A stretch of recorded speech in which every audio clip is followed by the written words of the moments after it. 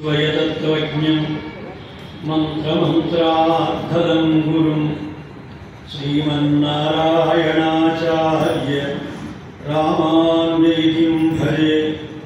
मौद्गल्यवंशसञ्जातं राघवार्यपदाश्रितं वेदान्तोभयतत्त्वज्ञं श्रीनिवासमहं भजे।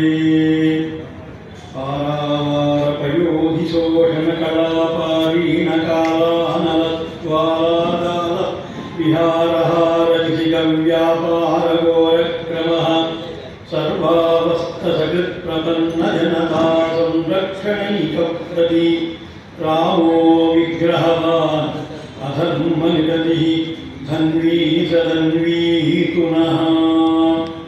ॐ नमो वेङ्कटेशाय शेषाद्रिनिलयाय च उषधृग्गोचरायाथ विष्णवे सततं नमः। अस्मद्गुरुभ्यो नमः। जय श्रीमन्नारायण। जय श्रीमन्नारायण। ప్రియభగవద్బంధువులారా, భగవంతునిపైన అపారమైన భక్తి ప్రేమలు కలిగి ఈనాటి సభకి విచ్చేసినటువంటి మీ అందరికీ, సభావేదిక మీద చేసిన పెద్దలు సురభాటి స్వామి, అలాగనే సోదరి స్వామిరాలు శ్రీమతి అరుణ్జయ్య గారికి, ప్రవర్తమానమైన మంచి ప్రవర్తకులుగా ఉన్న కోరేటి రఘుమారాచార్య స్వామికి ప్రత్యేకమైన మంగళాశాసనాలను చేస్తూ ఈనాటి అవకాశాన్ని సద్వినియోగం చేస్తూ, రంగనాథ సంబంధం చెబితే ఎవరికైతే ఒట్టు పులకరిస్తుందో వారు శ్రీ వైష్ణవుడు అని ప్రసిద్ధి. ఎన్నో కథలు వింటుంటాం, ఎన్నో పురాణాలు వింటాం. దానికంటే మించినటువంటి ఆనందం ఎక్కడ కలగాలి అంటే రంగ, శ్రీరంగ అనే పదము విన్నప్పుడు ఆ పదంలో అవ్యక్తమైనటువంటి మాధుర్యం ఆ లోపల ఉన్నటువంటి ఆత్మకి తెలిసి తన్మయము కనుక పొందినట్లయితే వాడు నిజమైనటువంటి విష్ణుతత్వానికి సంబంధించిన దగ్గరైనటువంటి వాడు అని అర్థం. అలాంటి మహానుభావులలో అంటే ఎక్కడికే కానీ చాలా తక్కువ ఉంటారు. అలాంటి వారు అంత ప్రావీణ్యం కలిగినటువంటి ఒక భక్త శిఖామణి పరమ భాగవత కులశేఖరుడు అయినటువంటి ఆ కులశేఖరుడు వారి నిత్యం మనస్సులో ఉప్పొంగిపోయేటువంటి క్షేత్రాన్ని గురించి ఒక్కసారి. కావేరీ పరిభూత పార్శ్వయుగళే పున్నాకసాంచితే చంద్రాఖ్యాయుత పుష్కరిణ్యనుగతే రంగాభిధానే గురే వైమానే ప్రణవాభిదే మణిమయే వేదాఖ్యశృంగోజ్వలే దేవం ధర్మదిశాముఖం పనిషయం శ్రీరంగనాథం భజే. ఆ దివ్యమంగళ విగ్రహాన్ని చెవులారా విన్నా, కన్నులారా చూసినా, మనసారా అనుభవించినా ఇక బ్రహ్మానందం అంటారు ఉపనిషత్తుల్లో.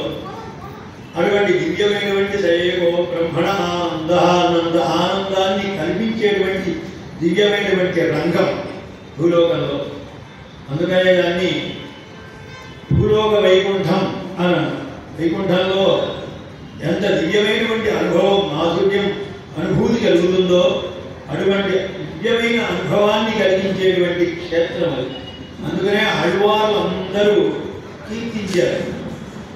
రంగనాథునే ప్రధానంగా చేసుకొని ఆహా సాక్షాత్తు పరమోదంగా ఉన్నటువంటి ప్రదేశం కదా ఇది అని పునరుద్ధరించిపోయారు.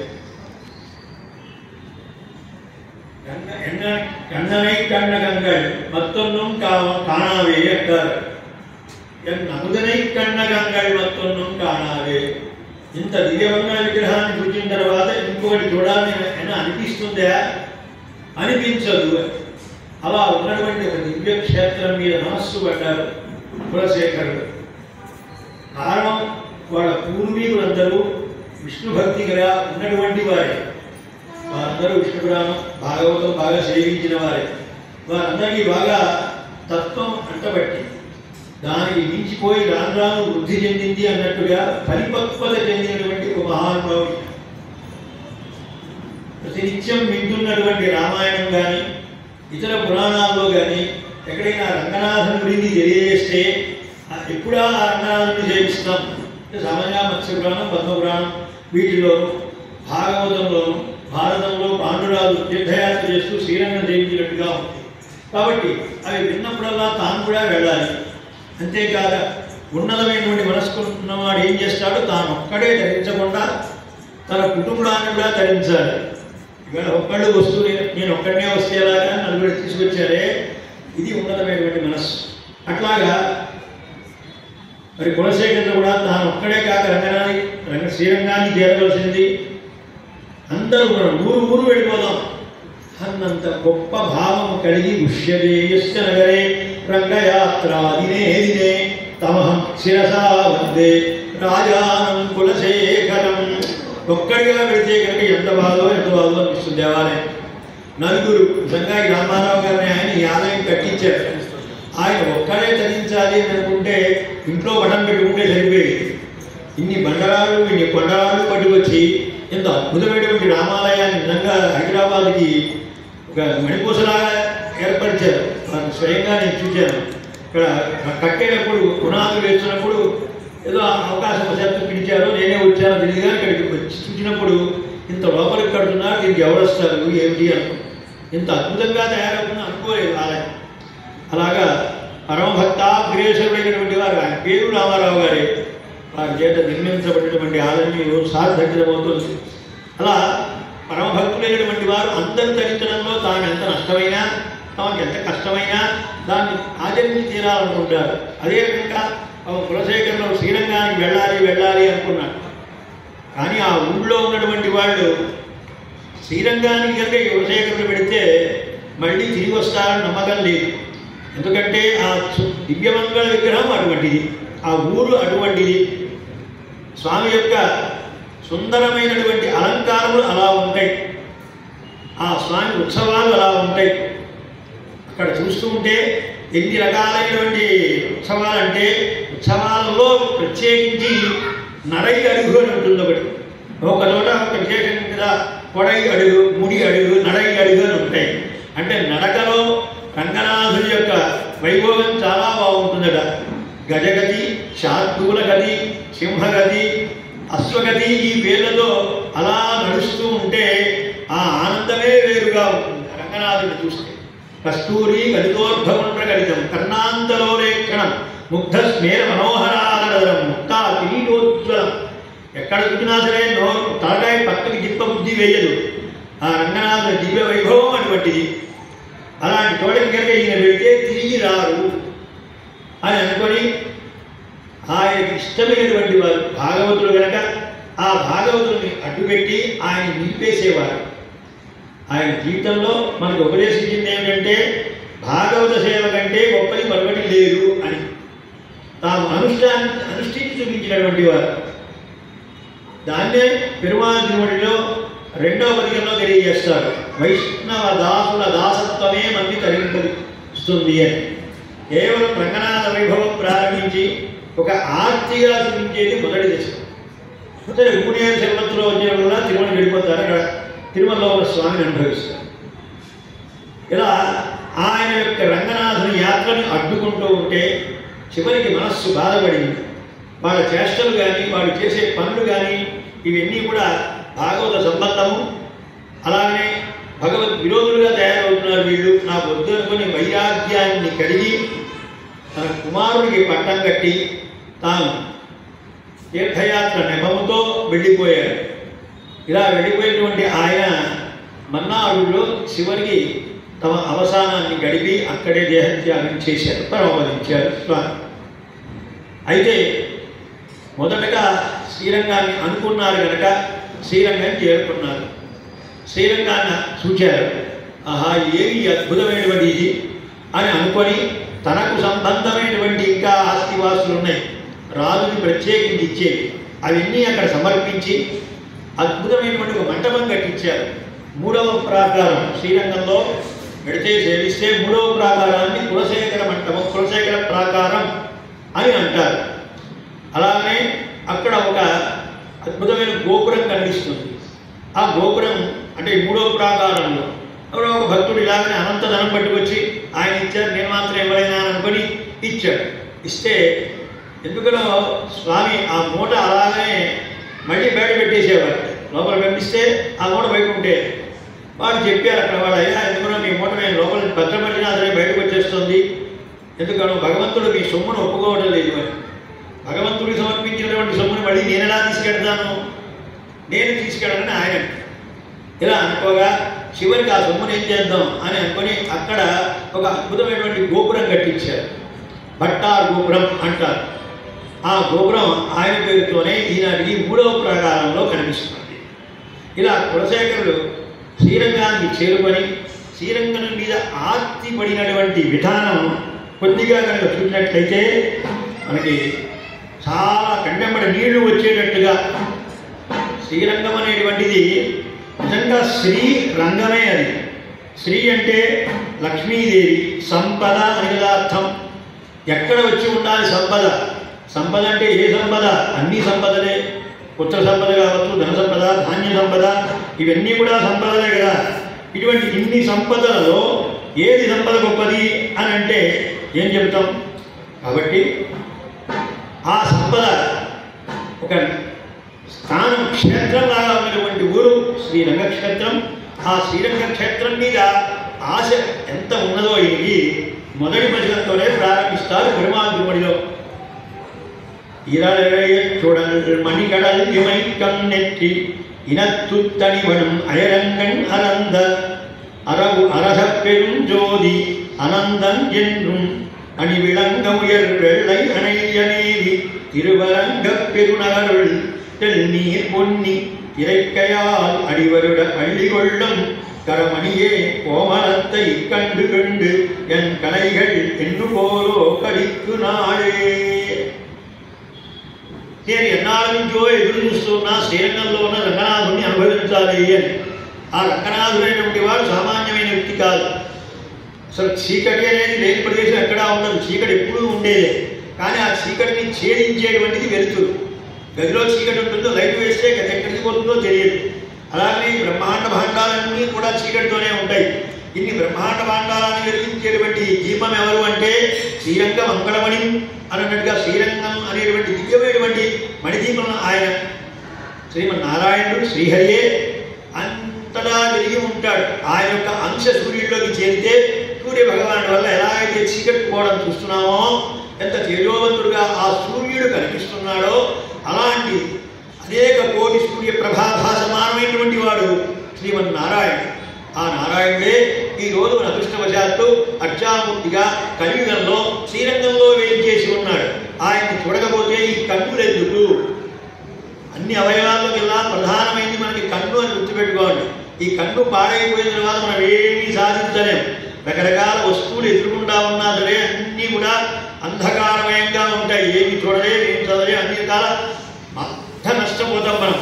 కనుక కన్నులున్న దానికి సార్థక్యత ఏమిటంటే శ్రీరంగం వెళ్ళాలి, ఆ రంగనాథుడిని ఆ బాధ కూడా మనకు హరించేయాలి అని అన్నట్టుగా సేవించి తీరవలసిందే.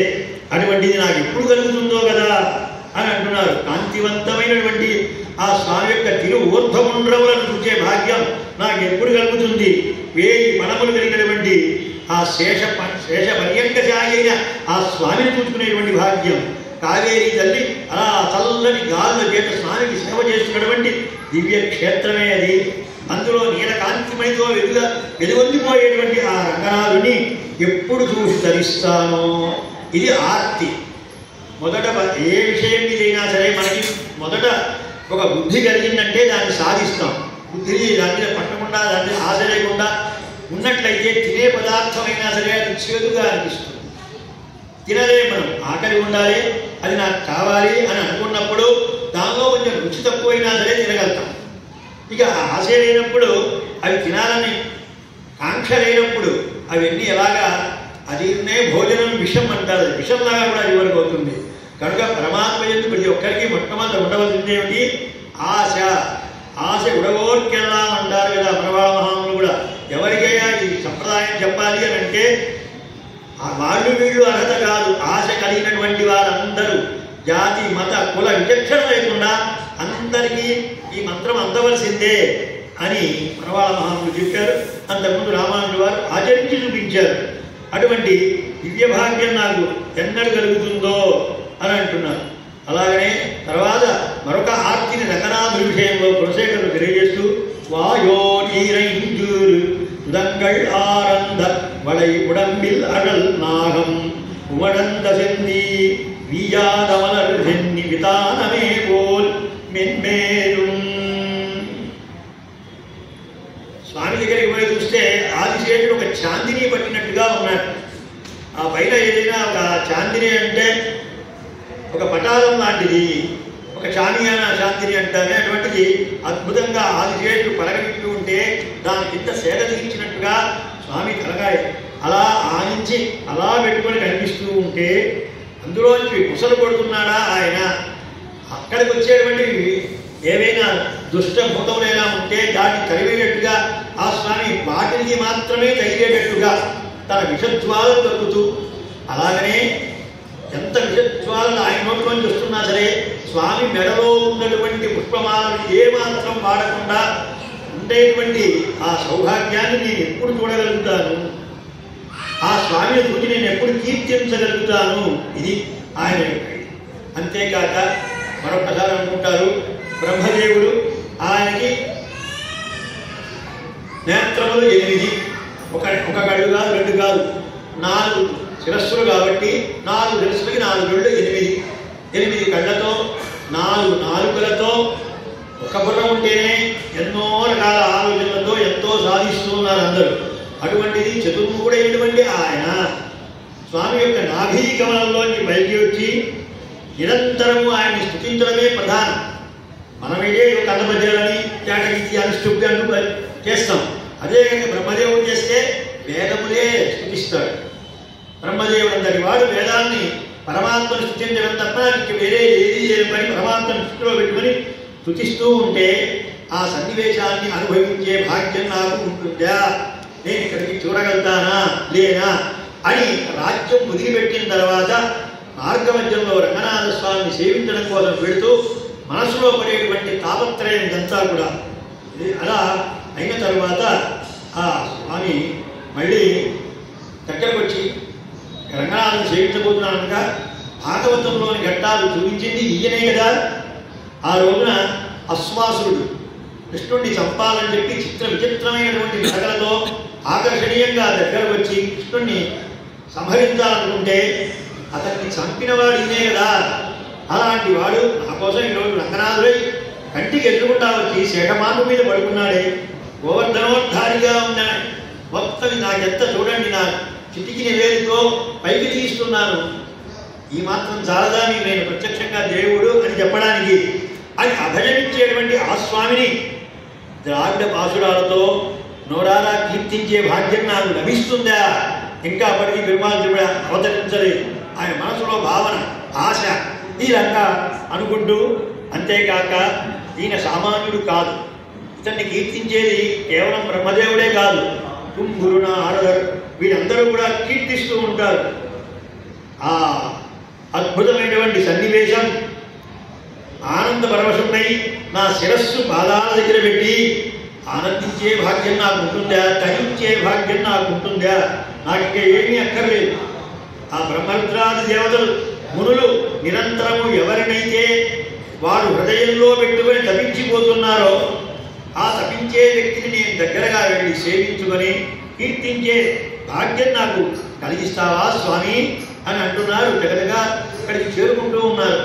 ఇలా చేరుకుంటున్న సమయంలో స్వామి నేను ప్రశాంతమైన జీవితాన్ని కోరుకుంటున్నాను. ఈ రాజ్యము రాజభోగాలు ఇవన్నీ నాకేలా, దుఃఖములు అక్కర్లేదు, ప్రశాంతమైన జీవితం కావాలి. ఆనంద భాష్పాల్లో నేను సేవించాలి. ఏదో అందరిలాగా లైన్లో వచ్చాం 300 రూపాయలు టికెట్ పెట్టుకుని అమ్మయ్య బయటకు వచ్చేసాం అని అనుకునేటట్టు కాకుండా ఇందాక విన్నారే బద్ధేనాంజలిగా నచేన అలాగే నయనోజ్జీర్ణైన బాష్పాంగున కళ్ళలో చూస్తుంటే ఏదో అవ్యక్తమైనటువంటి జీవుడికి దేవుడికి ఉన్నటువంటి బంధం రావాలి. వచ్చి తన తల్లిని తండ్రిని చాలా కాలం తర్వాత చూస్తే కళ్ళు ఎలా చెప్పగిలుతాయో అలా చెప్పగిలాలి. స్వామిని చూసేటప్పుడు అది నాకు లభిస్తుందా?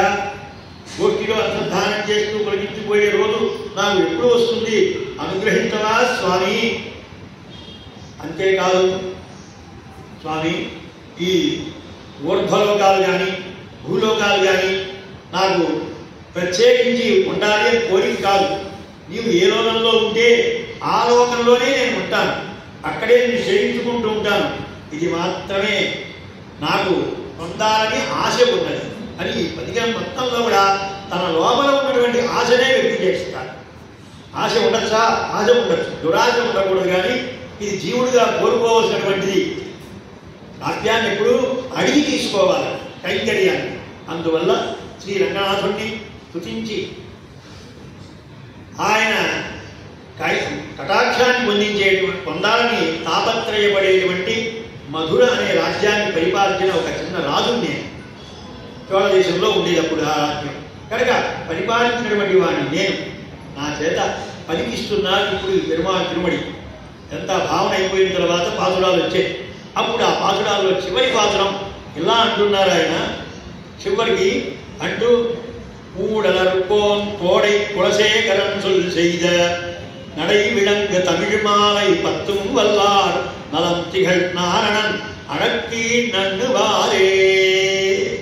ఎవరైతే కనుక ఈ పదిపాసనంలో నేను చెప్పినటువంటి ఈ భావాలని అనుభవిస్తూ ఉంటారో అవును అవును ఆనందమే ఆనందమే వారు కూడా ఆనందపడుతున్నట్లయితే వారు తప్పకుండా శ్రీ రంగనాథుని యొక్క పాదములను చేరగలరు అని అంటూ ఒక పదికంలో తనకు రంగనాథుని మీద ఉన్నటువంటి భావాన్ని తెలియజేశారు. అలాగా రెండవ పదికంకి వచ్చేటప్పటికల్లా దానిలో భగవత్ సంబంధం పెద్ద గొప్పతనం ఏమీ కాదు. మనం కాదన్నా అవునన్నా ఆయన మనందరినీ పుట్టించిన వాడు ఆయనే. ఆయన ఇస్తున్నటువంటి పంచభూతాలని అనుభవిస్తూ ఉన్నాం. మన నాన్న ఉన్నారు, నాన్నవి కాదు అన్నా సరే ఎవరు ఒప్పుకుంటారు, ఎవరో ఒప్పుకోరు.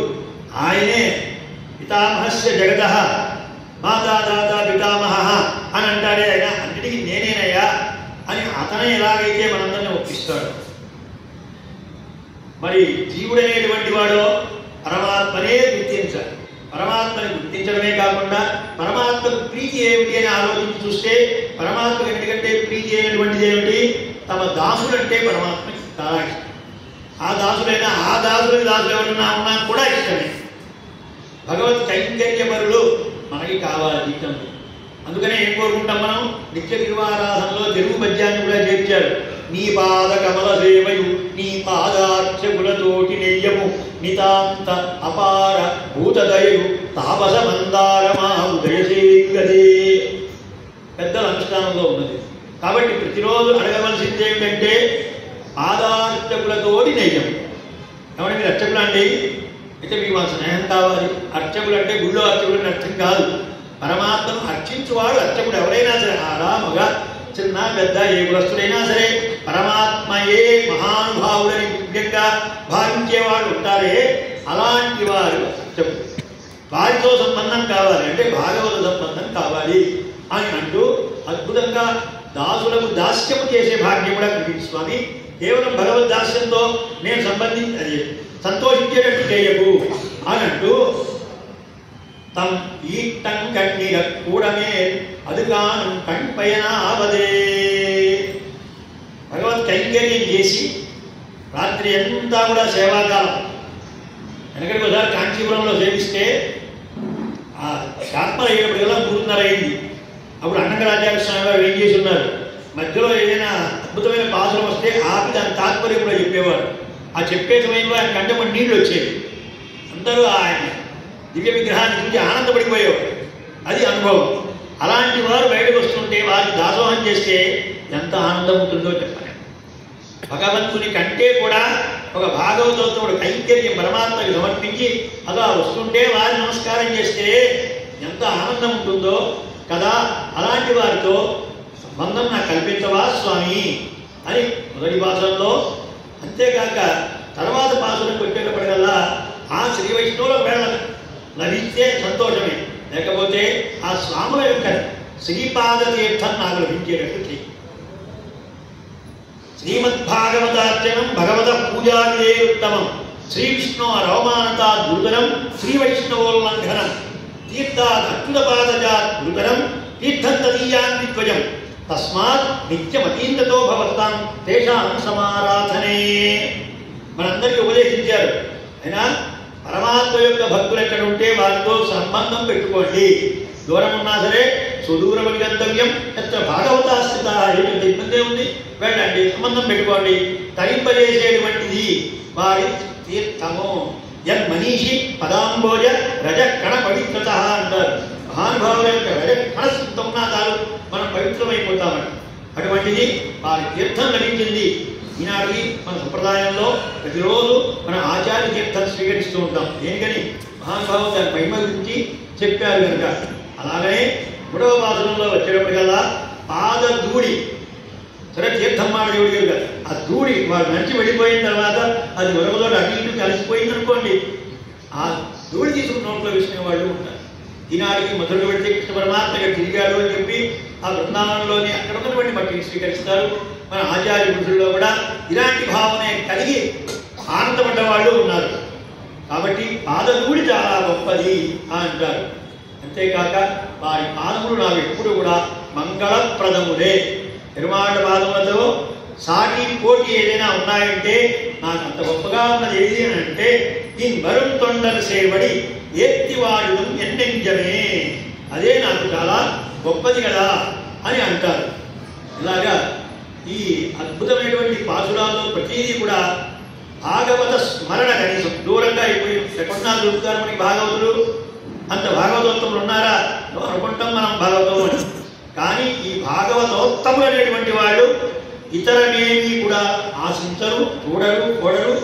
సర్వగా సర్వావస్థల యందు భగవన్నామంతో కడుపు నింపుకునేటువంటి మహానుభావులు. శారీరకమైనటువంటి వాంఛలు కించిత్తు కూడా కోరనటువంటి వారు ఉంటే వారిని భాగవతోత్తములను స్మరించాలి, పిలవాలి.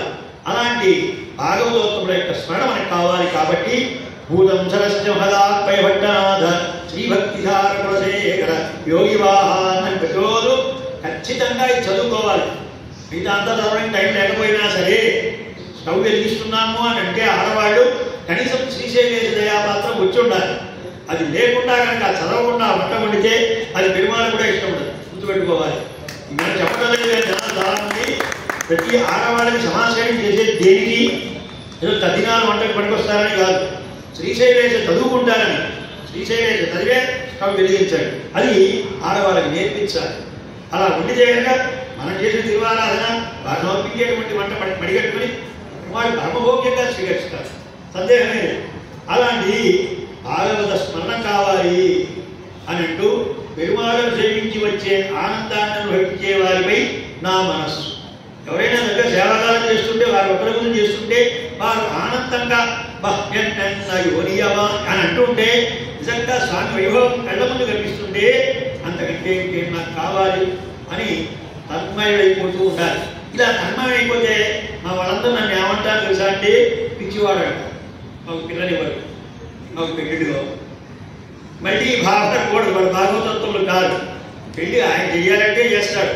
మనం కష్టపడి వీడియో తీసుకున్నా సరే ఆ కాపురాలు ఎన్ని నిలుస్తున్నాయి, ఎంత సఖ్యతగా ఉంటున్నారో గమనిస్తూ కనుక అవన్నీ ఆయన చూసుకుంటాడు. పూర్తిగా ఆయన నమ్మితే యోగక్షేమం మహామ్యం అనే మాటకి అర్థమైన ఉండాలి కదా. మరి అలాంటి అద్భుతమైనటువంటి వారముదాం. నన్ను పిచ్చివారని లోకంలో అంటారు, వాడు నాకు పిచ్చివాడేమో అని నాకు అనిపిస్తుందని పిత్తరల్లరుగల్ మత్తయ్యారు మత్తుం పిత్తరే అని వాళ్ళ గురించి ఒక రకంగా నవ్వుకుంటారు కులశేఖరాళ్వారు. ఆండాడు యొక్క తిరుప్పావై అనుసంధానంలో భూతం సరస్య మహదాత్మయ భట్టనాథను వరుసగా చెప్తారు. కానీ కొంతమంది ఆళ్వార్ల అనుభవంలో మూడో చోట ఏ ఆళ్వారు కాకుండా కులశేఖరాళ్వార్ల అనుభవం చెప్తారు. ఎందుకంటే ఇది కూడా పిచ్చే, వారిని పిచ్చి ఆళ్వారినే అంటాం మనం ఏ ఆళ్వారు. ఇలా అంత సమానంగా భగవద్భక్తిలో జడతలేకై నుండి జడుని భంగి అని ప్రహ్లాదుని ఓ పిచ్చివాడిని అనుకున్నారు. అట్లా భగవంతుడి యొక్క సంపూర్ణమైన నామంతో తన్మయమైపోయేటువంటి మహానుభావులను సేవించుకునే భాగ్యం కావాలి అని అంటూ ఎవరైతే ఈ 10 పాసురాలు అనుసంధానం చేస్తారో వారికి శ్రీరంగనాథుని యొక్క దివ్య కరుణాకటాక్షాలు కలుగుతాయి అని అంటూ ఈ 10 పాసురాల్లో రంగనాథుని గురించి చెప్పారు. ఆ తర్వాత రామచంద్ర స్వామి గురించి తెలియజేస్తారు. అది ఎవరికి సంగ్రహంగా వాడి రామకృష్ణస్వామి ఓ తల్లి మాతృభావం వైపు వినబోతారు అద్భుతంగా. అది అంతేకాక ఈ మధ్యకాలంలో ఏదో ఉండబట్టలేక పెరుమాళ్ తిరుపడి ఓ 10 శ్లోకాలకి అనువాదం ఎంతసేపు పూర్తయిందా? చూద్దాం 3 నిమిషాలు చూసుకుంటేమో అవ్వదు, ఇంకో 3 నిమిషాలు పెట్టారు. పెరుమాళ్ తిరుపడిలో తిరుమలకి వెళ్ళారు. రంగనాథుడి దగ్గర ఉన్నారు. రంగనాథుడి దగ్గర ఉండగానే ఏదో ప్రబోధమైంది. ఆయన ఇప్పుడు ఒక్కతోటే చూస్తే ఎట్లా ఆనందం, ఎప్పుడు పప్పు తింటే ఎట్లాగా, కూరలు కూడా తినం, పాయసం తినం, గారెలు తినం, ఎన్ని దివ్యదేశాలు ఇంకా ఉన్నాయి కదా. ఆ దివ్యదేశానికి వెళ్ళు, అక్కడ సేవించు, తిరుమల వెళ్ళు, అయోధ్య వెళ్ళు, చిత్రకూటం వెళ్ళు, తిరుకన్నవరం వెళ్ళు, చిదంబరం, తిరువేంద్రై, తిరువత్తిప్పుడు అనేటువంటి దివ్యదేశానికి వెళ్ళారు. అక్కడ సేవించుకుని వచ్చారు. కానీ తిరుమలకు వెళితే అక్కడ మరొక తన్మయం అయిపోయింది. కూర్చుని ఆ బయట కొండ దగ్గర కూర్చొని ఒకటే దుఃఖిస్తున్నాడు విపరీతంగా. ఆ శ్రీనివాసుని దయ కలిగింది. మారువేషంలో వచ్చాడు. ఏమిటయ్యా నువ్వు పరమభక్తుడివి, నీకు దుఃఖం ఏమిటి, నువ్వెందుకు ఉద్యానిస్తున్నావు అని అంటే, ఏం చెప్పమంటారు, నేను వేరే ఊరి నుంచి వచ్చాను, మళ్ళీ వెళ్ళిపోవాలి కదా, కానీ ఇక్కడి నుంచి నాకు వెళ్ళబుద్ధి వేయటం లేదు, ఇక్కడే ఉండిపోవాలనిపిస్తుంది, అందుకని ఏడుస్తున్నాను అన్నట్టు కులశేఖరుడు. ఏడిస్తే మాత్రం ఎలా అయిపోతుందా ఏమిటి, నీ మనసులో ఏదైనా ఉంటే చెప్పు, నాకు చేసే సహాయం చేస్తాను అంటే అప్పుడు ఆయనతో నేను పరమాత్మతో ఇలా చెప్పాలనుకుంటున్నాను స్వామి. సన్నుతిందును నీలేశ శంఖధారి రక్తమాంసం జన్మపై రక్తి లేదు, కోర్కె తీర్పవే పొలములో కొంగగాను వెంకటాచలమందుండ వేడుకొందు. వెంకటాచలంలో నేను ఒక కొంగగా ఉండాలని కోరుకుంటున్నాను. ఎందుకంటే నాకు ఇంకేం లేదు. ఎందుకంటే దివ్యమైనటువంటి పుష్కరిణి అది. ఈనాడు ఉండే చిన్న పుష్కరిణి కాదు. మాయావి పరమానందం చెక్వా వైకుంఠముత్తమం. స్వామి పుష్కరిణి తీరే రమయా సహ మోదతే. స్వామి పుష్కరిణి అంత గొప్పది కనుక ఆ పుష్కరిణిలో ఒక కొంగలాగా ఉంటే ఎలా ఉంటుందో, ఆహా తెల్లగా స్వచ్ఛంగా చూస్తుంటేనే ముచ్చటగా ఉంటుంది. కాబట్టి అయ్యా నాకు ఆ మనసులో ఆ కోరిక ఉన్నది అని అంటే ఆయన అన్నట్టు, ఏమిటయ్యా నువ్వు అడక్కడక్క కొంగలాగా అడుగుతున్నావా, నీకు సంగతి తెలుసా, కొంగలకి రెక్కలు ఉంటాయి, ఇక్కడికి పోతాయి ఎక్కడికి పోతాయి. కాబట్టి కొంగ ఎప్పుడైతే మనిషికి కోరికలు రెక్కలు ఇలాంటివి ఉంటే నిలకడగా ఉండరు, వెళ్ళిపోతూ ఉంటారు అని అనేప్పటికల్లా అయ్యో పొరపాటు పడ్డానే.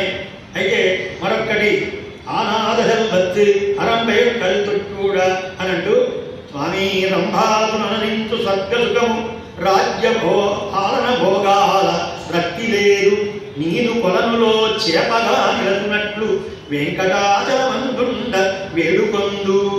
రెండవ దానిలో స్వామి కేవలం కొన్ని చేపలాగా ఉంటా, కొంగ అయితే రెక్కలు, చేపలకి రెక్కలు ఉండకూడదు, అక్కడే పుట్టి అక్కడే పోతుంది, కాబట్టి నేను ఇక్కడే చేపలాగా ఉంటాను అని అంటే మళ్ళీ నన్ను అంట, అయినా చేపగా ఉంటే ఆ కొంగ తినేస్తే నీకదే, నీళ్ళు ఉంటే చేప ఉంటుంది, నీళ్ళు పోతే చేప ఉండదు. అయినా అదే కోరిక పెరుమాళ దగ్గరికి వచ్చి ఇలాంటి కోరిక చిన్న కోరిక పడతాం చించుకరవయ్యా అంటే మళ్ళీ కూడా ఒప్పుకున్నారు, నిజమే కదా అని. అయితే ఇంకోటి మంచిది కొడతారండి అనుకున్నట్టు అయిన బ్రహ్మ రుద్రాదులు చేరని పరమ పదము ధరణి వేయు కాంతుల దివ్యధామమైతే నీరు సేవను వీడక నించునట్టు బంగారు పాత్రమై ఉండ వెంకటాచలమందు వేడుకొందు. స్వామి యొక్క పాత్రలు ఎప్పుడు నృత్యం ఉండవలసిందే. దానిలో స్వామికి నిష్ఠీమము చేసేటువంటి పాత్ర ఒకటి. భగవంతుడి యొక్క తిరువారాధన సమర్పించేటప్పుడు దంతకాష్ట దిక్వాంలే దైనామలు అభ్యంజనములు ఉంటాయి, దానిలో దంతకాష్టాలు ఉంటాయి కనుక దానికి స్వామికి తీసి పక్కన వేస్తూ ఉంటాడు. గంటూష ప్రక్షాళనం ముగిసేటువంటి పాత్ర. ఆ పాత్రను పట్టుకొని నీ వెంబడి తిరిగేటువంటి వాడిగా నన్ను ఆచరించు అంటే పదపాత్రను అలాగా పట్టుకునేటువంటి ఒక సేవకుడుగా అని అన్నాడు. అంటే ఏదైనా పట్టుకొని చామర పడవచ్చు, ఒడగచ్చు, పల్లకిని అడగచ్చు, ఇంకాకుండా నిశ్చీవనం చేసేటువంటి పాత్రగా పట్టుకునేవాడా. ఏమిటయా మళ్ళీ ఇలాగా అడుగుతున్నావు నువ్వు, నీకు బుద్ధి ఇప్పటికీ ఇలానే ఉంటుందా, మనుషుల బుద్ధి చెప్పలేము ఆయన, నీ బుద్ధి మారిందంటే ఆ పాత్ర పట్టుకుపోయి అమ్మేస్తాం కనుక మనిషి బుద్ధిని నమ్మకు, అలాంటి వరం పాడకు అని అంటే నిజమే స్వామి. ఎంతోమంది మనుషులు మారిపోయారు, ఎంతోమంది భక్తుల చరిత్రలు తారుమారయ్యాయి. అది కాదు, ఇక చివరిగా కాదు, ఆద మకరందమై రాశికై పరుగులెత్తి తుమ్మెదల రాశినిదంబు సూర్యమొప్ప భవ్య చంపక వృక్షమై పరిమళింప వెంకటాచలమందు గుండ వేడుకొందు. వెంకటాచలంలో ఒకప్పుడు చాలా ఎక్కువగా చెంపల వృక్షాలు ఉండేవి. మేము తిరుపతిలో ఉన్నప్పుడు సుమారు 55 సంవత్సరాల క్రితం మాట చెప్పిన ఒక చెంపల వృక్షం సంపెంగి ప్రదక్షిణ ఉంటారు స్వామి, దానిలో ఉండేది. ఆ ఉగ్రహం ఉంది కదా, దాని పక్కన ఈ చెట్టు ఉండేది, తర్వాత పట్టుబడేశారు. అలాంటివి అప్పుడు ఎక్కువ ఉండేవో ఏమో తెలియదు.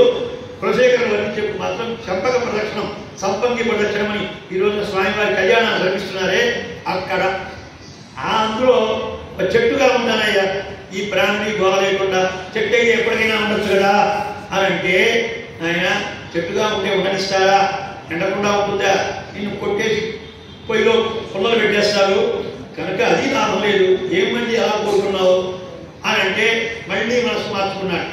మీనకాదియత్సరుల మేల మధుపములు పాఠ్యమ్మను మధురగీచి సేవనితుండి బంగారు శిఖర మధుకు వెంకటాచలమందు ఉండ వేడు బంధు. సరే ఇవన్నీ కాదు కానీ ఒక బండలాగా ఉంటే శిఖరం కొండలాగా బాగుంటుందేమో, అయినా కొండలాగా ఉన్నాయా ఈవేళ, అవన్నీ ఫ్లాట్ చేసేసారు, ఫ్లాట్ వచ్చేసి ఎక్కడ కూడా. కనుక మా వాడు దేనికి వెనకాడు, అక్కడ నీ ఉనికి ఉండదు రేపు పొద్దున్న అని చెప్తే మరి ఎట్లాగా ఈ తిరుపతితో నాకు సంబంధం ఉండాలి అని అంటూ రేయి పగలు సెలయేరు రీతిగాను. సరే సెలయేరు దగ్గరికి రాత్రి బౌళ్ళు ప్రవహిస్తూ ఉంటుంది, దాన్ని ఎవరు ఏం చేయరు కదా అంటే, అయినా ఎండాకాలం వస్తే ఆ ఏరు ఎండిపోతుంది. ఇప్పుడు తిరుపతిలో కూడా నీళ్ళకి ఎండ చాలాసార్లు వచ్చింది, యాగాలు చేశారు కనుక అది లాభం లేదు. మళ్ళీ మనస్సు తిరుక్కుమంది, ఇంకా ఏం కోరుకుందా ఉన్నారు. నీరు సన్నిధి మార్గమై నిలువగా, అందరూ వచ్చిపోయే మార్గం ఒకటి పెట్టుకుందాం స్వామి, దానిగా ఉంచేసే నన్ను అని అంటే, అయినా మార్గాలుగా మారిపోతాయి. ఈ వారం రోడ్లన్నీ కూడా పాత రోడ్లు అవుతాయి, కొత్త రోడ్లు వచ్చేస్తాయి. అలా అనేటప్పటికల్లా ఆ ఆశ కూడా తీరకుండా పోతుంది. చివరికి 10వ భాషను వచ్చేటప్పటికల్లా சம்பவலவாயன் திருவேங்கடவென்னும் எம்பெருமான் பொன்மை மேல் ஏதேனும் ஆவேனே. సరే అది కాదు స్వామి, నీ ఇష్టం, ఈ వస్తువు నిన్ను చూస్తూ నిన్ను అనుభవిస్తూ ఉండడానికి ఎలా ఉంటుందో నువ్వే అనుగ్రహించబయ్యా, ఏదో రకంగా తిరుమలతో సంబంధం అని అన్నా. అంతేకాకుండా పాప విధ్వంస శ్రీనాథ పాహి పాహి, నీకు దాస పాద కణములు నేను 100 గడపనై నీరు అదరంపు కాల్చుతుండ వెంకటాచలమందుండ వేడుకొందు. చివరిగా అడుగుతున్నారు, పడియాయ్ కిడందు ఉన్ పవళవాయ్ కాందేనే. స్వామి ఒక గడపలాగా పడింది, నీ భక్తుల చేత తొక్కబడుతూ ఆ పాదధూళిని స్వీకరిస్తూ నీ దివ్యమైనటువంటి దివ్యాధరము సేవిస్తూ, కేవలం గడపగా ఉన్న గొప్పదనం కాదు, స్వామిని సేవించేటువంటి చేతనం, అచేతనమైన గడప చేతనమైనటువంటి స్వామి మనసుతో సేవిస్తూ ఉండాలి అని కోరుకున్నారు. కాబట్టి ఇది బాగుందని చెప్పి ఆయన అంతర్ధానం అయిపోయాక ఈయన ఇక్కడికి వచ్చేసి ఆ మన్నారులో ప్రాణం త్యజించిన తర్వాత అక్కడ నుంచి ఉన్నటువంటి ఒక దివ్యమైనటువంటి జ్యోతి వచ్చి ఇక్కడ తిరుమలలో గడపలో కలిసింది. కాబట్టి నేటికి తిరుమలలో ఉన్నటువంటి గడపకి కులశేఖరపడి అనే పేరుతో ఉంది. మహానుభావులైనటువంటి కులశేఖరుల యొక్క చిన్నక్షత్రం మనకి చాలా భక్తిని కలిగించేది. గత 3 రోజులుగా అనేక శ్లోకాలని పాసురాలని అందరూ విన్నవించారు. నాకు వచ్చింది కూడా ఏదో యథావకాశంగా విన్నవించాను. ఏదైనా అసంగతంగా వస్తే క్షమించాలని ప్రార్థిస్తూ ఈ అవకాశం కల్పించినటువంటి శ్రీమతి అరుంధతి గారికి, ఆలయం అధికార వర్గానికి, ఇచ్చేసినటువంటి మీ అందరికీ అనేక దాసోహాలు సమర్పిస్తూ శ్రీమతే రమ్యజామాతృమునీంద్రాయ మహాత్మనే శ్రీరంగవాసినే భూయాత్ నిత్యశ్రీ నిత్యమంగళం. కావేరీ వర్ధతాం కాలే కాలే వర్ధతు వాసవః.